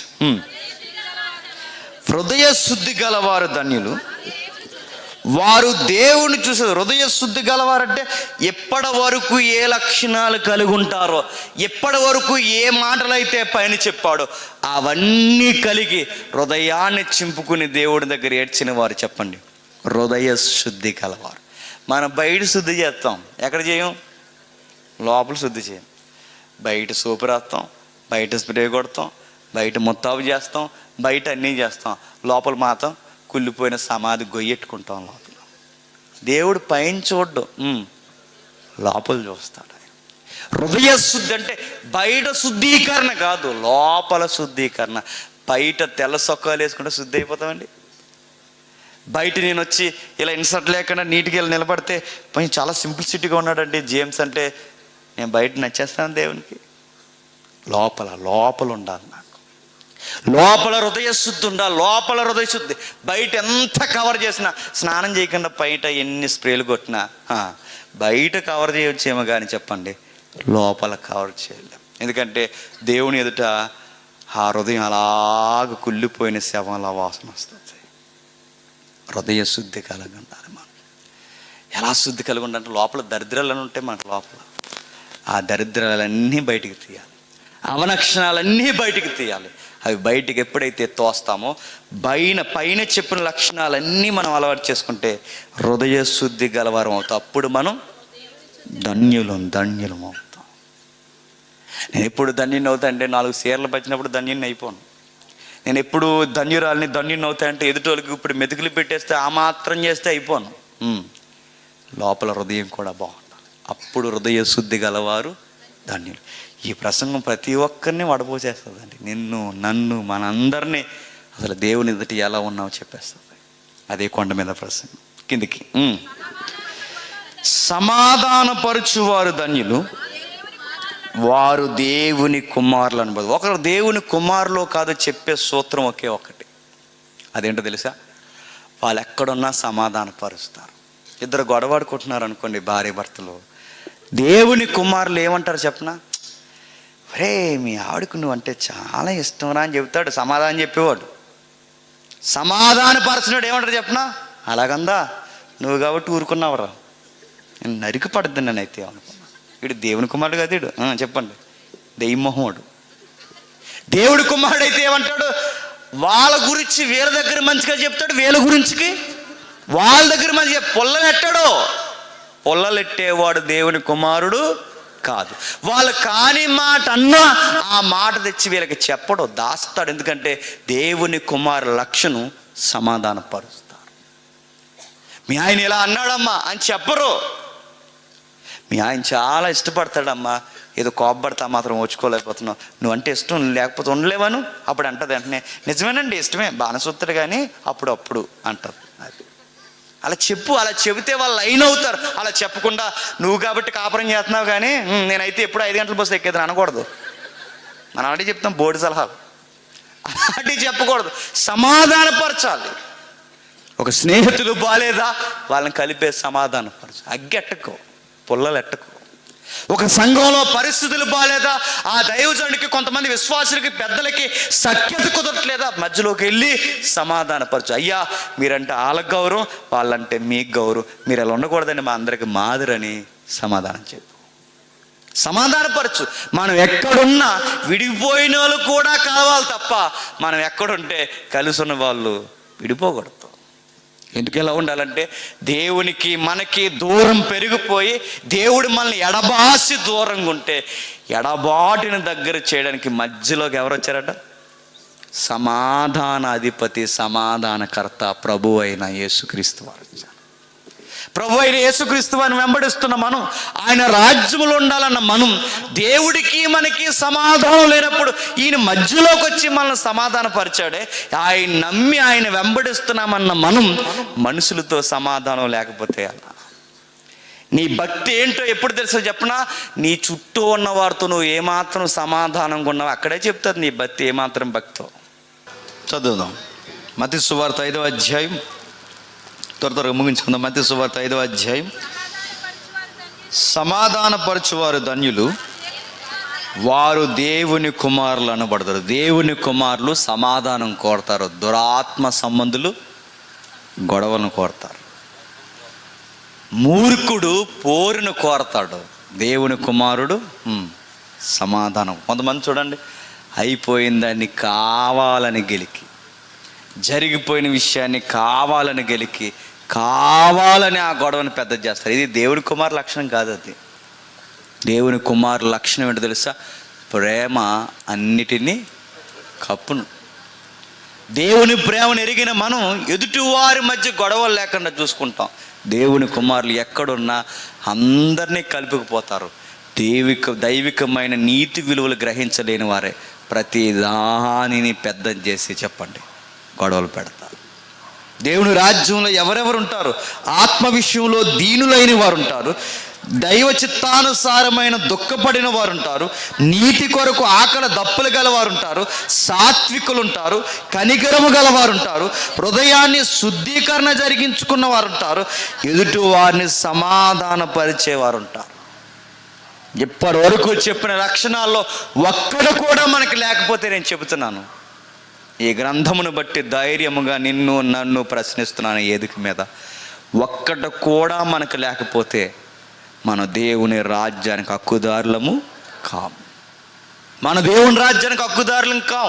నువ్వు ఎన్ని వారాలు చర్చకు వచ్చినా వ్యర్థ ప్రయత్నమే, నువ్వెన్ని సభలకు వచ్చినా వ్యర్థ ప్రయత్నమే, నువ్వెన్ని చేసినా, నువ్వు ఎదుటి వారి మీద జాలి, దయ, కనికరము, సమాధానం, నీ పట్ల దీనత్వం, ఈ యొక్క విలువలు నీకు లేనప్పుడు నువ్వు గంటల ఇక్కడ కూర్చుని ఎంతమంది ప్రసంగాలు విన్నా వ్యర్థ ప్రయత్నమే. ఇవన్నీ ఒకవేళ నీకు అర్థమయ్యాయా, నువ్వు దీనత్వం కలిగి, దుఃఖపడి, సాత్వికంగా ఉండి, నీతి కొరకు నిలబడి, కనికరము కలిగి, హృదయాన్ని శుద్ధీకరణ జరిగించుకొని సమాధానం కలిగి ఉంటున్నావు అయితే నెక్స్ట్ నీకు ఒక ఆఫర్ ఉంది. ఆయన నీతి కొరకు ఈ రోజు నుంచి నిన్ను చాలా మాట్లాడతారు. ఆయన గురించి చెబుతున్నప్పుడు నేను అనే మాటలు, ఇదిగో నీతి నిమిత్తము హింస నీకు స్టార్ట్ అవుద్ది. నీతి నిమిత్తం హింస అంటే నువ్వు ఎప్పుడైతే నిలబడతావో నీకు ఇంకా రగడ స్టార్ట్ అవుద్ది. నువ్వు ఎప్పుడైతే ఈ విషయాలు పాటిస్తావో నీ మీద ఇంకా శత్రుత్వం పెరుగుద్ది. అయినా నువ్వు అలవాటు చేసుకోవాలి. నీతి నిమిత్తం అనగానే నీ సొంత గొడవలు కాదు. నీతి నిమిత్తం అంటే ఆయన చెబుతున్నాడు నా నిమిత్తము అన్నాడు. నీతి నిమిత్తం అంటే నా నిమిత్తము. నా నిమిత్తం అంటే నా అంటే ఎవరు అక్కడ? ప్రభు అయిన యేసుక్రీస్తు వారు. ప్రభు అయిన యేసుక్రీస్తు వారి గురించి చెబితే ఈ లోకం నిన్ను ఉమ్మేస్తుంది. ప్రభు అయిన యేసుక్రీస్తు వారిని నువ్వు ప్రతి తగాదుల్లోనికి ఆయన చూపిస్తే నేను చేతగానుండి అంటుంది. నువ్వు బయటికి వెళ్ళి ఆయన గురించి చెబితే నిన్ను తిడతాది. నువ్వు ఆయన గురించి ఎక్కువ ఆలోచిస్తే ఈ లోకం నచ్చని వైఖరి నీకు చూపిస్తుంది. ఆయన గురించి మాట్లాడే ప్రతిసారి నేను హెద్దే వచ్చేస్తాది. నీతి నిమిత్తం హింస, మీ ఆయన నిమిత్తం నీకు హింస కాదు, నీ భార్యతో నీకు హింస కాదు, నీ స్నేహితులతో హింస. ఈ హింసలు ఏవి లెక్కలోకి రావు. ఆయన నిమిత్తము హింస, ఆయన నిమిత్తం బాధ. ఈరోజు బయటికి పోయి ఒక సువార్థికుడు కరపత్రం పంచితే ఈరోజు లాగి కొడుతున్నారు వాళ్ళని. ఎందుకు? అంత దెబ్బలు తినేంత పరిస్థితి వాళ్ళకి ఎందుకు వచ్చింది? వాళ్ళు చెప్పకపోతే, ఆ రోడ్డు ఎక్కి సువార్త చెప్పకపోతే ఎవరైనా వారిని ఏమన్నా అంటారా? వాళ్ళ సుఖంగా నీలా నాలా భోజనం చేసి రాత్రులు వాళ్ళ మంచాల మీద రెస్ట్ తీసుకుంటే ఎవరైనా ఏమని అంటారు? ఎవరేమనలేరు. వాళ్ళు ఎదుటోడు కావాలని ఈరోజు చెయ్యంతెత్తు మనిషిని ఒకడు వచ్చి కొడుతున్నాడంటే ఎందుకు కొడుతున్నారు? కేవలం సువార్త చెప్పడం వల్ల కొడుతున్నారు. ఆ సువార్తే చెప్పకపోతే వాళ్ళని ఎవడైనా కొడతారా? ఆ సువార్త చెప్పకపోతే ఎవరైనా ఏమన్నా అనగలరా? ఆ సువార్త చెప్పడం వల్లనే ఈరోజు దుర్గగుడిలో పనిచేస్తున్న ఒక ఉద్యోగస్తుడు ఉద్యోగం తీసేశారు. దుర్గగుడి తెలుసుగా, విజయవాడలో ఉన్న దుర్గగుడిలో ఒక ఆయన చర్చికి వెళ్తున్నాడట. ఆయన చర్చికి వెళ్తున్నట్టు అక్కడున్న అక్కడున్న చర్చికి వెళ్తున్నా అక్కడున్న యాజమాన్యానికి తెలిసింది. ఇదిగో ఆయన చర్చికి వెళ్తున్నాడు, చర్చికి వచ్చి మళ్ళీ ఇక్కడ ఉద్యోగం చేస్తున్నాడు. పెద్ద రగడ చేసేసారంటే పేపర్లో వచ్చింది. ఒకే ఒక మాట అడిగారు, రేపటి నుంచి నువ్వు ఇక్కడ ఉద్యోగం చేస్తావా చర్చికి వెళ్తావా? చర్చికి వెళ్తే ఉద్యోగం ఉండదు, ఉద్యోగం ఉంటే చర్చ్ ఉండదు, తేల్చుకో అన్నారు. అప్పుడు ఆయన ఏమన్నా చెప్పనా, నేను చర్చికి వెళ్తాను, నా ఉద్యోగం తీసేయండి అన్నాడు. పేపర్ ఆశ్చర్యపోయింది, అధికారులు ఆశ్చర్యపోయారు. ఎంతో కష్టపడితే రాని ఈ ఉద్యోగాన్ని దేనికోసం వదిలేస్తున్నావయ్య అంటే కేవలం దేవుని నీతి కొరకు వదిలేస్తున్నాడు. చూడండి, అది సవాల్. ఆ నీతికి నిలబడకపోతే బాగా వినాలి, ఆ చర్చ్ అనే లేదా సువార్త అనే ప్రస్తావనే లేకపోతే ఆయన ఉద్యోగం పోద్దా? జర్జాగా నెలకు జీతం వస్తుంది. ఆయనకి నచ్చిన వస్తువు కొనుక్కోవచ్చు, నచ్చిన షికారు చేయొచ్చు, నచ్చింది వండుకుని తినొచ్చు. కానీ ఇప్పుడు ఆయనకు ఆ హింస ఎందుకు వచ్చిందో చెప్పనా? నీతి కొరకు, దేవుని రాజ్యము కొరకు, సువార్త కొరకు ఉంటున్నాడు కనుక ఆయన నిమిత్తం ఆయనకి ఏమొచ్చింది? హింస ఇచ్చారు, ద్వేషించారు, గెంటేశారు. నీతి కొరకు బాగా నా నిమిత్తము హింసింపబడాలి. నేను ఒక మాట అడుగుతున్నాను, మీ ఒక వ్యక్తితో నీ గొడవ జరుగుతున్నప్పుడు దేనికోసం గొడవ జరుగుతుంది అన్నప్పుడు ఆ గొడవకి ఈ దగ్గర సమాధానం ఎలా ఉండాలి? దేవుని కోసం నాకు గొడవ జరుగుతుందని ఎప్పుడన్నా అన్నావు నువ్వు? ఎప్పుడైనా? నీకు ఎదుటోళ్ళతో గొడవలు అస్తమాలు జరుగుతున్నాయి, దేనికోసం గొడవలు జరుగుతున్నాయి అన్నప్పుడు నా దేవుని కోసం నేను నిలబడినందుకే ఈ గొడవలని నాకు చుట్టుకుంటున్నాను ఎప్పుడన్నా సమాధానం ఉందా? అందుకుండవు గొడవలు. మనకి ఎందుకుంటాయి చెప్పండి. చెప్పా చేయకుండా వస్తువు తెచ్చేసావు, అందుకు గొడవ. వాళ్ళు ఇచ్చింది మరలా అడిగితే తిరిగి ఇవ్వలేదు, అంత గొడవ. నీ ఏపరాలతో గొడవ, నీ తోటుకాలతో గొడవ, నీ అత్తమ్మతో గొడవ, నీ భార్యతో గొడవ, నీ అత్తమామలతో గొడవ, నీ ఉద్యోగస్తులతో గొడవ, నీ డబ్బుల దగ్గర గొడవ, నీ పనికిరాని గొడవలు. ఎప్పుడైనా అడుగుతున్నాను, నీకు ఒక తగాదా జరిగినప్పుడు ఈ దేవుని నమ్ముకున్నందుకు ఈ తగాదం నా మీదకి వచ్చిందని ఎప్పుడైనా లైఫ్లో ఒక్కరోజని చెప్పుకోగలవా? చెప్పుకో. మనం ఊరుమ్మల గొడవలు అన్నీ మీద ఉంటాయి, కానీ చెప్పండి, దేవుని కోసం ఒక్క నింద మనం మోస్తామండి? ఒక్కడు కూడా మోయలేము.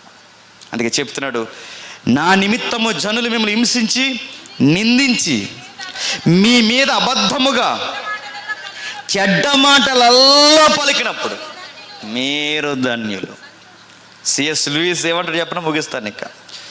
సిఎస్ లూయిస్ అనే ఒక నాస్తికుడు దేవుని కుమారుడు అయిన తర్వాత ఆయన అంటాడు, యేసు ప్రభువు ముందు నిలబడినప్పుడు ఫలా నమ్మకమైన దాసుడు అని ఒక్కటంటే సరిపోదు నాకు అంటాడు. మరి ఏమనాలంటే సిఎస్ లూయిస్ ఇలా అంటాడు, భలా నమ్మకమైన దాసుడన్న అనే ముందు ఆయన ఇలా అనాలి, నా నిమిత్తము ఎన్నో నిందలు, బాధలు, అవమానాలు, చెడ్డ మాటలు మోసిన నమ్మకమైన దాసుడా అని ఆ రోజు నన్ను అన్నప్పుడు నాకు ధన్యత అన్నాడు ఆయన. అని ఆ రోజు నన్ను అనాలి. నా కోసమే నిందించారు, నా కోసమే బాధించారు, నా కోసమే ఏడిపించారు, నా కొరకు నిలబడ్డావు కనుక నిన్ను తినే మెతుకులు కూడా తినేవలేదు, భలా నమ్మకమైన దాసుడు నా రోజు అనాలట. దేవుని రాజ్యంలో ఉండాలి అంటే, దేవుని రాజ్యంలో ఉన్నవారు ఎలా ఉంటారు అంటే, ఇదిగో ఈ లక్షణాలన్నీ కలిగి ఉంటారు. ఇప్పటి వరకు చదివిన లక్షణాల్లో, ఈ 10 లక్షణాల్లో, లేదా ఈ 9-8 లక్షణాల్లో ఒక్కటైనా మనకు ఉందంటారా? ధైర్యంగా బతికేద్దామా? ఒక్కటైనా మనకుందా? లేదు. మనకి 19 పోయింది, 20 పోయింది, 22 పోయింది, 23 పోతుంది, రేపు పొద్దున 24 కూడా వచ్చేస్తుంది. కానీ ఈ లక్షణాలు 2000 సంవత్సరాల క్రితం చెప్పిన లక్షణాలు సంఘ విశ్వాసులుగా మనలో ఇవి పెంపొందింపజేస్తున్నామా? ఒక విషయం గుర్తుపెట్టుకోండి, ఏదో రోజు చచ్చిపోతాం మనం అందరూ ఏమనుకుంటున్నారు? నేను చచ్చిపోతాను, మీరు చనిపోతారు.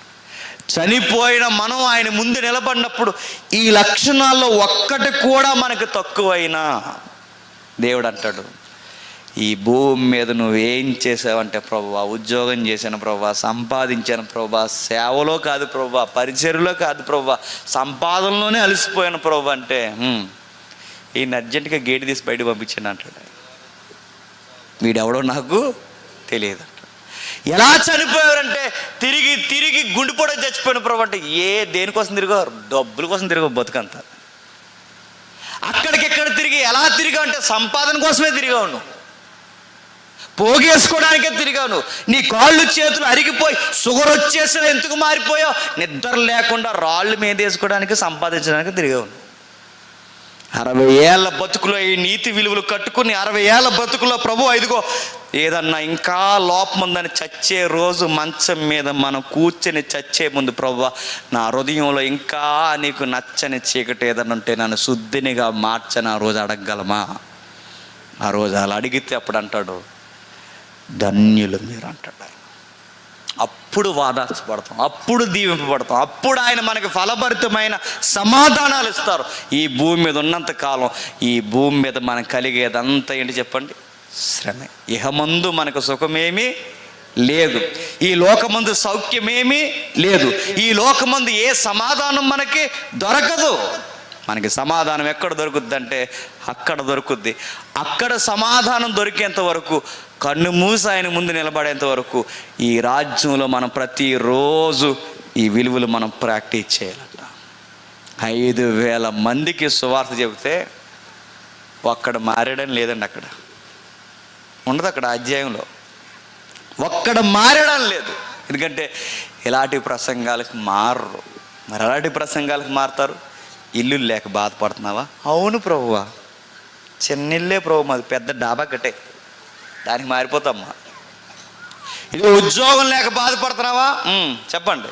అవును ప్రభు, ప్రైవేట్ ఉద్యోగం చేస్తున్నాను ప్రభు, గవర్నమెంట్ ఉద్యోగం ఇచ్చే ప్రభు, ఇందుకు మారిపోతామ్మా. పెళ్ళి ఒక పిల్ల దొరక బాధపడుతున్నావా? అవును ప్రభు, వయసు అయిపోయింది ప్రభు, నా తోటలు అందరికీ అయిపోయింది ప్రభు, నాకు అవుతలేదు ప్రభు, ఇంకా మారిపోతున్నాను, నాకు పెళ్లి చేసే అంటాం. అలా మార్కో. ఆయనకు మార్పు ఎలా కావాలో తెలుసా? ఉద్యోగాల కోసమో, రాయితీల కోసమో, పనికి మాలిన సంబంధాల కోసమో కాదు, ఈ నీతి విలువల కొరకు మారు. దేవుని రాజ్యంలో ధన్యులమవుతాం. ఈ విలువలు మనకు లేనంత కాలం మనం ఎన్ని ఘనకార్యాలు జరిగింది, ఈ సభ వారైనా, ఇప్పుడు ఈ సభ జరిగిస్తున్న వారైనా, ఈ విలువలు ఈ రోజు నుంచి అయినా వారు పెంపొందింప చేసుకోకపోతే ఈ సభలు పెట్టడంలో ఒరిగేదేమీ లేదు. దేవుడు ఏమంటాడు? ఇంత పెద్ద సభ పెట్టి ఇంటెంట్లో ఏమన్నా ఆయన శవాస అండ ఆయన ఏమంటాడు తెలుసా? ఇదిగో ఈ లక్షణాలు అలవాటు చేసుకున్నావా లేదా? అది నువ్వు కావాలి, నేను కావాలి, గాయకులు, నేను, నిలబడిన మనం అందరం, కూర్చున్న పెద్దలు, స్థానిక దైవజనులు, పెద్దవారు, వయసు అయిపోతున్న వారు కూడా మనం అందరం ఈ కొండ మీద ప్రసంగాన్ని ప్రతిరోజు మన జీవితంలో ఎవరైతే చెక్ చేసుకుని ఆ ప్రకారం పెంపొందింపజేసుకుంటారో వారు ధన్యులు. దేవుడు మిమ్మల్ని దీవించును గాక. ప్రార్థన. ప్రేమగల తండ్రి, కృపగల దేవ తండ్రి, చిన్న అంతరాయం కలిగిన తండ్రి, మీ పిల్లల ఆసక్తి ఎక్కడికి చెదిరిపోకుండా వారితో మాట్లాడినందుకు మీకు స్తుతులు స్తోత్రములు తండ్రి. మీ దయగల హస్తముల చేత తండ్రి మమ్మల్ని కాచి కాపాడి ఈ రోజుకి సజీవ లెక్కల్లో ఈ మాటలు మాకు వినిపిస్తున్నారంటే ఈ నాణ్యత ఇంకా మాలో మీరు చూడాలనుకుంటున్నారు తండ్రి. ఆత్మీయ దీనత్వం మాకు లేదేమో, ఆత్మీయ సాత్వికం మాకు లేదేమో, సమాధానపరిచి కనికరము చూపించే తండ్రి ఆ దీనత్వపు లక్షణాలు మాకు లేవేమో తండ్రి. మీ చిత్తానుసారమైన దుఃఖం మేము సలపట్లేదేమో తండ్రి. మీ చిత్తానుసారమైన తండ్రి హింసను తండ్రి మేము ఆహ్వానించలేకపోతున్నాం మేము తండ్రి. భక్తి అనగానే కేవలం తండ్రి వచ్చాము వెళ్ళాము తండ్రి, కేవలం 4 పాటలు తండ్రి ప్రార్థన సభలో గడిపాం, అది కాదు తండ్రి భక్తి అంటే. సభను పెట్టించామని పెట్టించిన వారు కూడా అనుకుని తండ్రి సర్దుకొని ఉండిపోవడం కాదు తండ్రి భక్తి అంటే.